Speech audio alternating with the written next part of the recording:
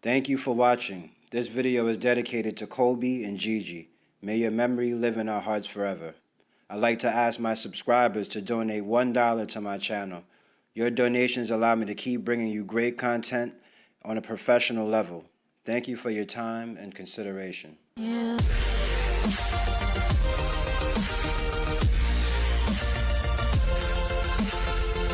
James Naismith is credited as being the creator of the sport of basketball, which he truly is. But in this video I want to show you where Naismith got the concept of putting a bouncing rubber ball through a hoop. This idea coincides with the phrase, "There is nothing new under the sun." The story is that Naismith created the game based on a need for an indoor scholastic sport that wasn't too rough. Naismith was a connoisseur in the field of physical education. He was not remembered for his love for the game. He coached 4 losing seasons at the University of Kansas. He is the only coach in Kansas basketball history with a losing record. He was rumored to have very little interest in basketball despite creating it. He was much more concerned with developing a curriculum for physical education studies. Naismith was a Freemason as well as a Canadian-American sports coach and innovator. He invented the game of basketball in 1891. Naismith created the 13 basic rules of basketball. Basketball was created under the guise of Masonic principles and beliefs, and I will go into more detail as we move forward into the video. In 1893, the game became so popular that the YMCA began promoting it internationally. In 1904, it served as a demonstration sport at the Summer Olympics in St. Louis, Missouri.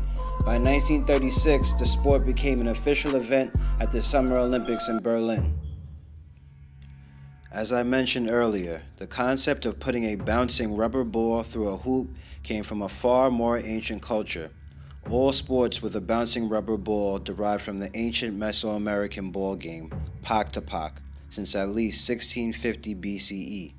The ball game was created by the pre-Columbian people of ancient Mesoamerica. The sport had different versions in different places during the millennia. And a newer, more modern version of the game, Aluma, is still played in a few places by the indigenous population. The game had important ritual aspects, and major formal ball games were held as ritual events.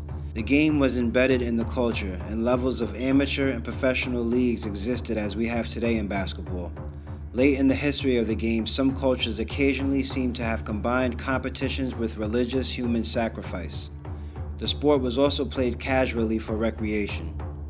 The ball used in pak-to-pak was made of solid rubber and weighed as much as 9 pounds, and sizes differed greatly over time or according to the versions of the game that were played. The first known civilization in America is the mysterious Olmec civilization located in ancient Mexico.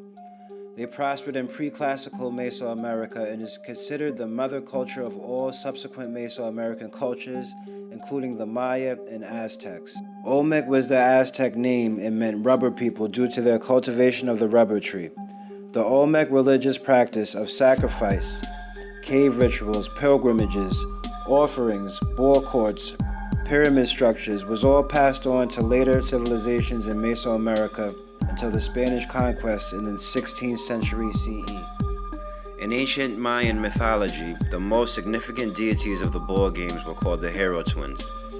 They symbolize the sun and moon and its cycles. The game itself represented fertility and creation due to the cycles of the sun and the moon. It is believed that there were many blood sacrifices done in ritual practice at these games.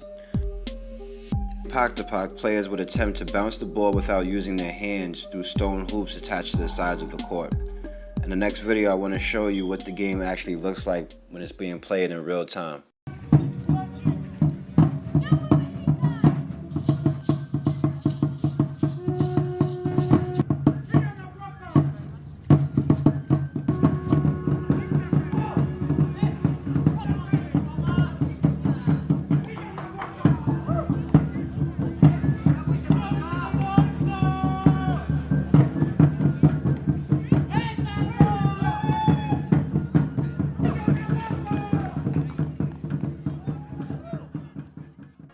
Here is a closer pic of the stone hoops. And here are a few pictures of the ancient ball courts. The ball court itself was a focal point of Mayan cities. The playing arena was in the shape of an eye with high platforms on either side of the court, allowing for large numbers of spectators. The ball game gave neighboring cities an alternative to war for settling disputes. The ancient design is very similar to the urban basketball courts we now play on today. This is a picture of the design of the ball court and how it would have looked in its entirety. And now this is a picture of the current world-famous Rucker Park in Harlem, New York, and you can see the similarity in the layout in both structures.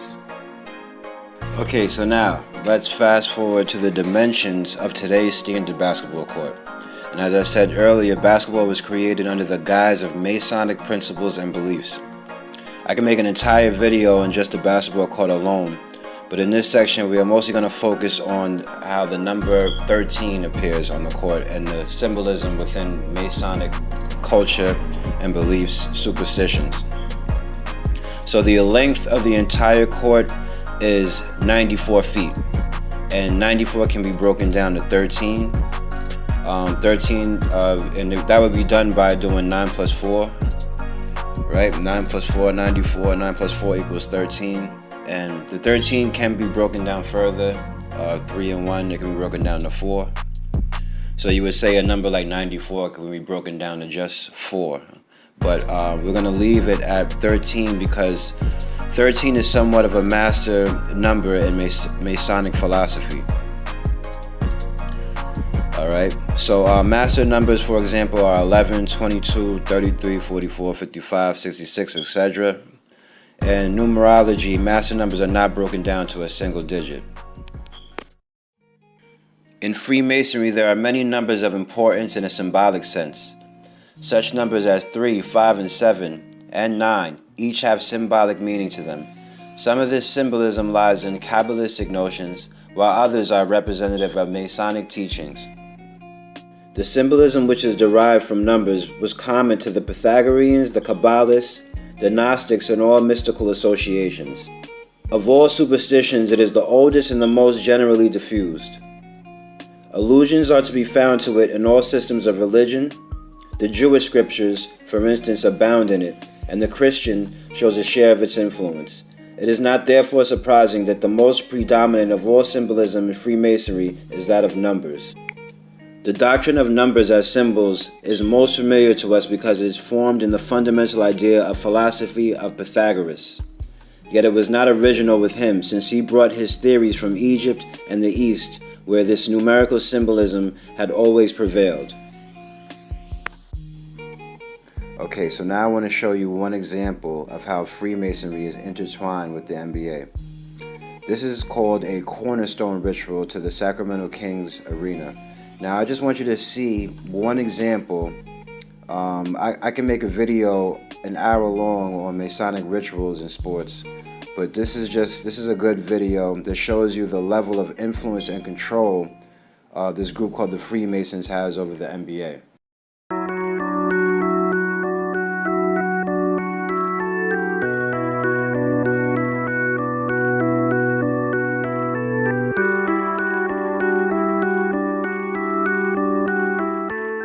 Well, again, we are honored today to be the first professional sports team ever to engage in such a cornerstone stage.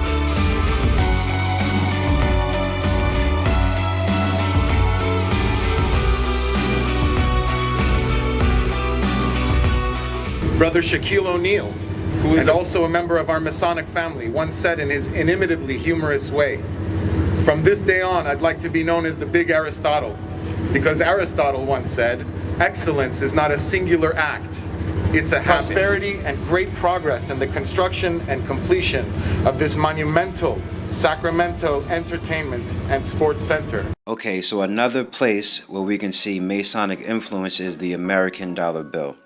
It's flooded with Masonic symbols. There's one Freemason by the name of James B. Walker who was published in one of the largest circulation Masonic magazines called The New Age.